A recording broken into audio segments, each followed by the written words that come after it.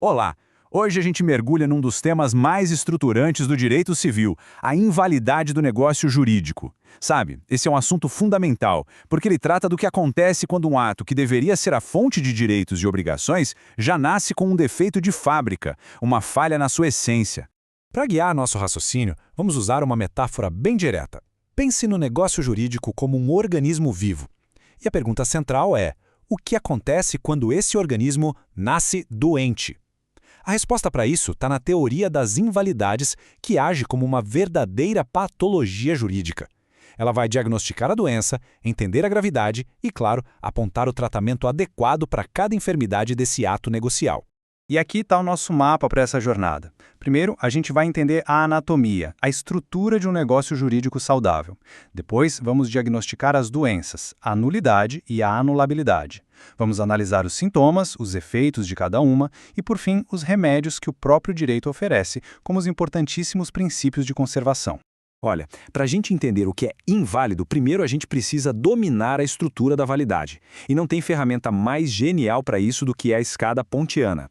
É uma construção teórica monumental do grande jurista Pontes de Miranda e ela vai servir como o nosso verdadeiro mapa para dissecar a anatomia de qualquer negócio jurídico. A escada pontiana, como o nome sugere, tem 3 degraus.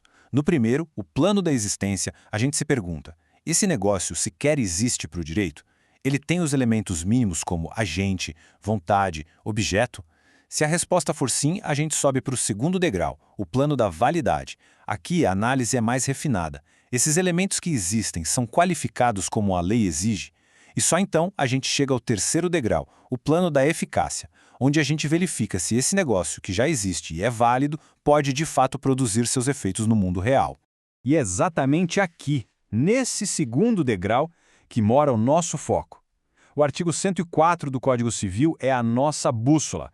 Ele adjetiva os elementos do primeiro plano. Ele exige um agente que seja capaz, um objeto que seja lícito e possível, e uma forma que seja a correta, aquela prevista ou não proibida em lei. Se faltar um desses adjetivos, o negócio até existe, mas ele é defeituoso. Ele nasceu doente, exatamente como na nossa metáfora inicial. Pois bem, essa doença é o que a gente chama tecnicamente de invalidade. A invalidade, portanto, é o gênero.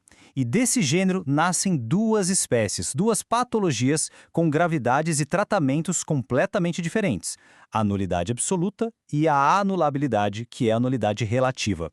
Entender essa distinção é, sem dúvida, a chave para dominar o tema. A gente pode visualizar essa diferença de forma bem clara. De um lado, a gente tem a nulidade absoluta. Pense nela como algo quebrado, estilhaçado, sem conserto. É a forma mais grave de invalidade. Já do outro lado, a gente tem a anulabilidade. Ela se parece mais com um documento que foi rasgado, mas que pode ser remendado, consertado. É um vício menos severo e, como a gente vai ver, ele é sanável. Vamos agora dissecar cada uma delas. Vamos começar pelo caso mais grave, a nulidade. Aqui, o defeito do negócio jurídico é tão sério que ele não ofende só o interesse das partes envolvidas. Ele atinge o interesse público, a própria ordem social. A lei entende que aquele ato é intolerável.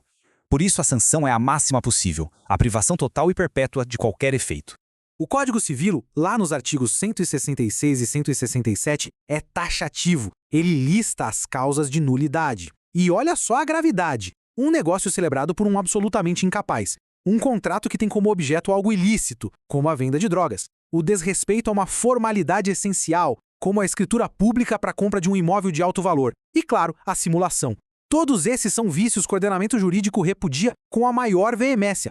Agora, prestem muita atenção na força desse artigo, o 169. Ele é basicamente a certidão de óbito do negócio nulo. Ele diz 2 coisas fundamentais. Primeiro, essa doença é incurável. As partes não podem consertar o negócio. E segundo, o tempo não cura. Como a doutrina majoritária, a exemplo de Flávio Tartucci, nos ensina, a nulidade é imprescritível. Um negócio que nasce nulo, morre nulo, não importa quanto tempo passe.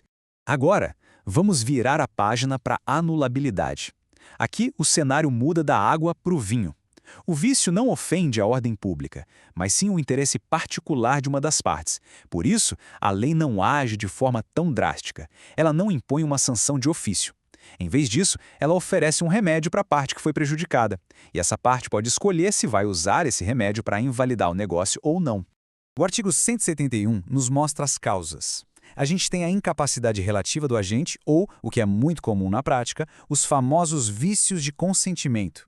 É quando a vontade de uma das partes foi manifestada com defeito, seja porque ela se enganou sobre a realidade, o erro, foi enganada por outra pessoa, o dolo, ou foi forçada a concordar, a coação.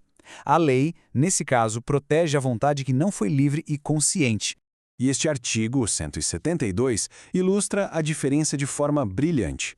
Ao contrário do negócio nulo, que é incurável, o negócio anulável pode ser confirmado, pode ser ratificado pelas partes. A parte que foi prejudicada pode, de forma consciente, abrir mão do seu direito de anular e, com isso, validar o ato. Ou seja, a doença tem cura e a cura está nas mãos da pessoa interessada.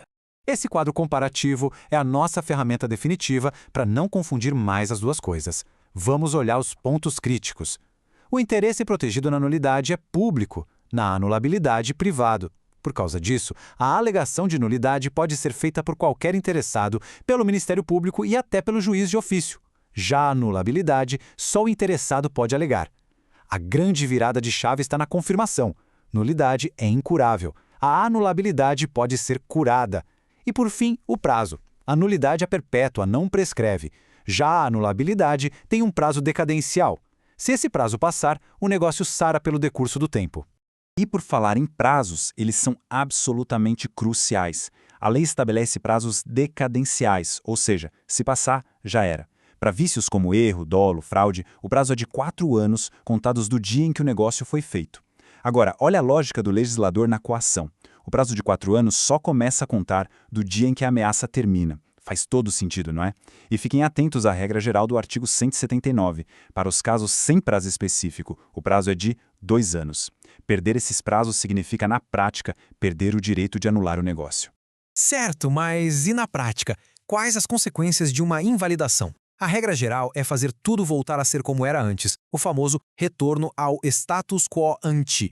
Só que o direito, de forma muito inteligente, também tem um instinto de sobrevivência para os negócios jurídicos, um princípio chamado de princípio da conservação, ou favor negotii. O artigo 182 do Código Civil traça esse caminho de volta. Uma vez que o negócio é anulado, as partes têm que devolver tudo o que receberam. O efeito é ex tunc, ou seja, retroativo. É como se a gente apagasse o negócio da história. E se a devolução da coisa em si não for mais possível, por exemplo, porque ela se perdeu, a restituição acontece pelo valor equivalente em dinheiro. Anular um negócio é sempre uma medida drástica, é a última ratio. Por isso, o sistema jurídico, em nome da segurança das relações e da função social dos contratos, prefere, sempre que for possível, salvar o ato. Esse é o princípio da conservação, o favor negotii. A ideia é bem simples. Vamos preservar a vontade das partes e a circulação de riquezas, aproveitando tudo aquilo que for válido no negócio. E a lei nos dá 2 ferramentas principais para isso. A primeira é a conversão, do artigo 170. Ela permite que um negócio nulo, por exemplo, uma compra e venda de imóvel feita sem escritura pública, seja transformado em outro negócio que é válido e que já estava contido ali, como uma promessa de compra e venda. A outra ferramenta é a redução ou invalidade parcial, do artigo 184. Aqui a gente faz uma cirurgia, extrai a cláusula inválida de um contrato, mas mantém todo o resto que é válido, desde que essa parte sadia consiga sobreviver sozinha. Portanto, se a gente pudesse resumir tudo em uma única ideia, seria esta. A nulidade é uma punição, uma sanção de ordem pública contra um ato que a sociedade não tolera. Já a anulabilidade é um remédio, um direito potestativo que a lei coloca na mão da parte protegida para que ela decida o destino do negócio. Sanção versus remédio, público versus privado. Essa é a essência de toda a distinção. E tudo isso nos deixa com uma reflexão final, que é bastante profunda.